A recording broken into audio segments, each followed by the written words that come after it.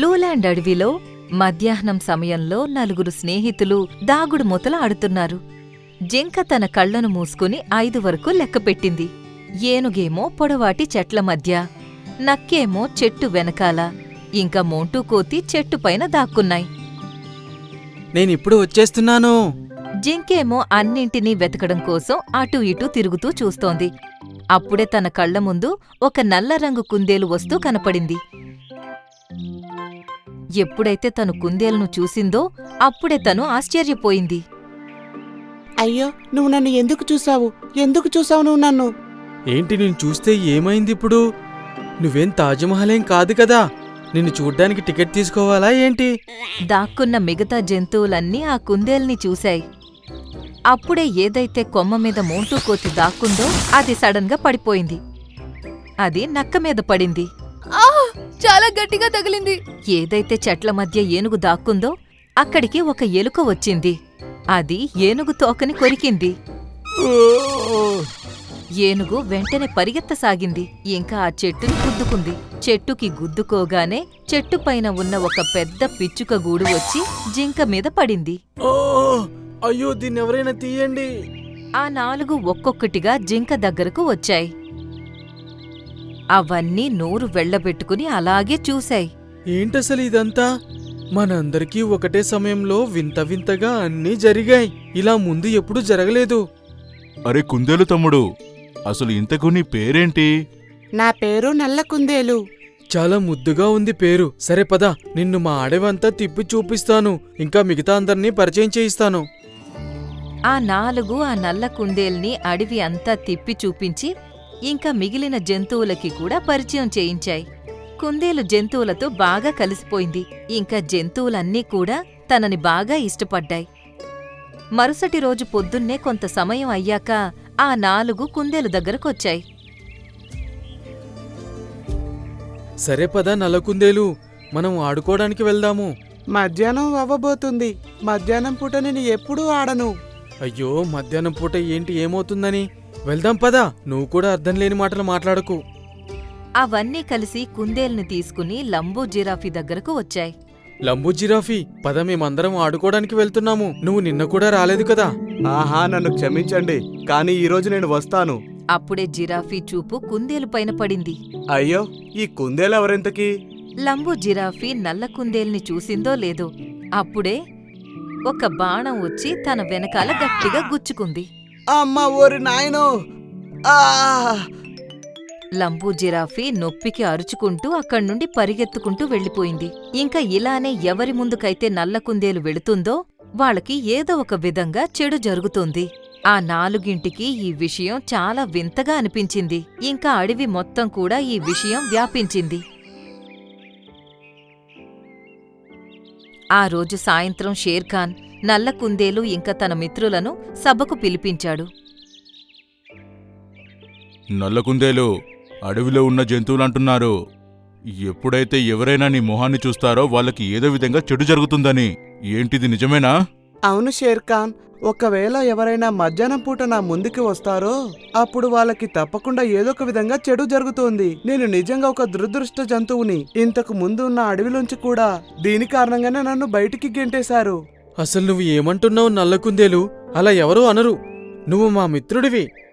నీ మిత్రుడు కారణంగా ఒకవేళ ఈ అడవిలో ఉన్న జంతువులకు ఏదైనా జరిగిందనుకో, అప్పుడు మనం తనని ఈ అడవిలో ఉంచడానికి వీల్లేదు. అప్పుడు నువ్వు వెళ్ళిపోవాలి నల్లకుందేలా. అది విన్నాక నల్ల కుందేలు చాలా బాధపడింది. దాంతోపాటు తన 4 స్నేహితులు కూడా చాలా బాధపడ్డాయి. కాని షేర్ఖాన్ ఆజ్ఞకి విరుద్ధంగా అవి ఏమీ చేయడానికి వీల్లేదు. షేర్ఖాన్, మధ్యాహ్నం అయిపోవస్తోంది కదా, మీరు ప్లీజ్ నల్లకుందేల్ని ఈరోజు ఇక్కడే ఉండనివ్వండి. సరే, కాని రేపు మధ్యాహ్నంలోపు తను ఇక్కడి నుండి వెళ్ళిపోవాలి. ఇదే సమయంలో పక్కనే ఉన్న ఇంకో అడవిలో ఉన్న గోల్డీ గద్ద అక్కడ రాజు అయిన బబ్బర్ ఇంకా చెబ్బన్ సింహాలకి ఒక సలహా ఇచ్చింది. షేర్ఖాన్ తన అడవిలో ఒంటరిగా ఉన్నాడు మహారాజా. వాళ్ళ తమ్ముడు కొన్ని నెలలకి వేరే అడవికి వెళ్ళాడు. తనని చంపడానికి ఇదే మనకి మంచి అవకాశం.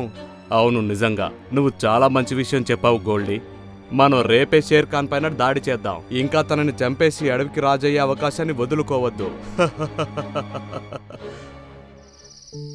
రాత్రంతా ఆ 4 నల్ల కుందేలుతో కలిసి మాట్లాడుతూనే ఉన్నాయి. ఇంకా తెల్లవారుజామున సూర్యకిరణం పడిందో లేదో షేర్ఖాన్ ఇంకా మిగతా జంతువులన్నీ అక్కడికి చేరుకున్నాయి. మిత్రులారా, నేనిక్కడి నుండి వెళ్ళే సమయం వచ్చింది. నేనాశిస్తున్నాను నాలాంటి ఒక దురదృష్ట కుందేలు మీ కళ్ళ ముందుకి ఇంకెప్పుడూ రాకూడదని. నువ్వు అలా అనుకో మిత్రమా. నల్ల కుందేలా, మధ్యాహ్నం కావస్తుంది. నీ వల్ల మాకు ఏ అపకారం రాకముందే నువ్విక్కడి నుండి వెళ్ళిపో. కుందేలు అక్కడ్నుంచి వెనక్కి తిరగకుండా వెళ్ళిపోయింది. మధ్యాహ్నం అయింది కనుక ఇంక తను వెనక్కి తిరిగి చూడాలనుకోవట్లేదు. అప్పుడే గోల్డీ గద్ద, బబ్బర్ షేర్ ఇంకా చబ్బన్ షేర్లతో పాటు వస్తూ కనిపించింది. అయ్యో, వీళ్ళు ముగ్గురు ఇక్కడికి ఎందుకొస్తున్నారు? షేర్ ఖాన్, ఈ రోజు నీ జీవితంలో ఆఖరి రోజు అవ్వబోతుంది. మా అన్నదమ్ములం కలిసి నీ మీద దాడి చేస్తాం. అప్పుడు నువ్వు మమ్మల్ని ఓడించలేవు. ఒకవేళ నీకు ఇదంతా అక్కర్లేదనుకుంటే ఈ అడవిని వదిలేసి నువ్వు వెంటనే వెళ్ళిపో. ఈ రోజు నుంచి ఈ అడవి మాకు అంకితం అవ్వనివ్వు.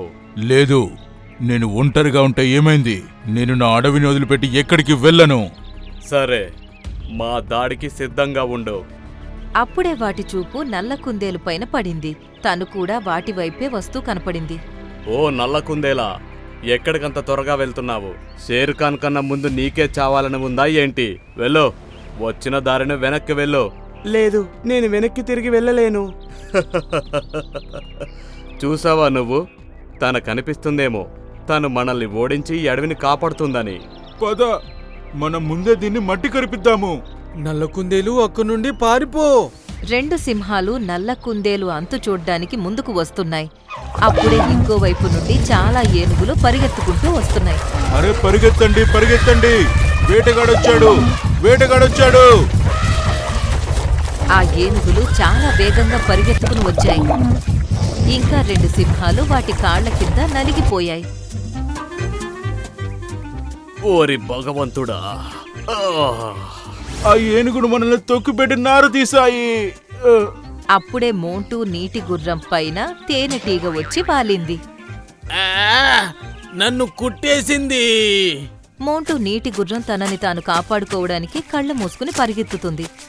ఆ 2 సింహాలని ఎలా గుద్దిందంటే అవి దెబ్బకి గాల్లోకి ఎగిరాయి. తిన్నగా వెళ్లి వేటగాడి బండిలో పడ్డాయి. ఓరి నాయనో, ఒకటేసారి 2 సింహాలు దొరికాయి. నా టైం చాలా బాగున్నట్టుంది. వేటగాడు ట్రక్లో కూర్చున్నాడు. ఇంకా అక్కడి నుండి 2 తీసుకుని వెళ్ళిపోయాడు. ఇంతలోనే మధ్యాహ్నం కూడా అయిపోయింది. నల్ల కుందేలు, ఈరోజు నీ వల్లనే మా అందరి ప్రాణాలు నిలబడ్డాయి. నాకు అర్థం కావట్లేదు నీకు ఎలా కృతజ్ఞతలు చెప్పుకోవాలి అని. సరే, నా దురదృష్టపు ముఖం ఎవరో ఒకరికి ఉపయోగపడింది. ఇంక నేను వెళ్తాను. లేదు, మేమెవరం కూడా నిన్ను ఎక్కడికి వెళ్ళనివ్వము. షేర్ఖాన్ తనను ఆపండి. అవును నల్ల కుందేలు, అందరి ప్రాణాలు నువ్వే కాపాడావు. మేము నిన్ను ఎక్కడికి వెళ్ళనివ్వము. మరి నా దురదృష్టపు ముఖాన్ని చూశాక మీకు జరిగే వాటి నుండి మీరు ఎలా కాపాడుకోగలరు? దీని గురించి అన్నీ బాగా ఆలోచించాయి. షేర్ఖాన్ ఇలా అన్నాడు. మేము నువ్వు ఉండడానికి ఒక గుహనిస్తాము. నువ్వు దాంట్లో ప్రశాంతంగా ఉండొచ్చు. ఇంకా మధ్యాహ్నం పూట నువ్వు ఆ గుహ నుండి బయటికి రాకు. మిగతా సమయంలో మా అందరితో పాటు ప్రేమతో మెలుగు. ఇది విన్నాక 4 స్నేహితులు ఆనందంతో గెంతులు వేశాయి. అవి కుందేలు ఉండడానికి ఒక పెద్ద గుహని ఇచ్చాయి. తను మధ్యాహ్నం పూట దాంట్లో ఉండేది. ఇంకా మిగతా రోజంతా తన స్నేహితులతో పాటు ఆడుతూ పాడుతూ ఆనందంగా ఉండేది.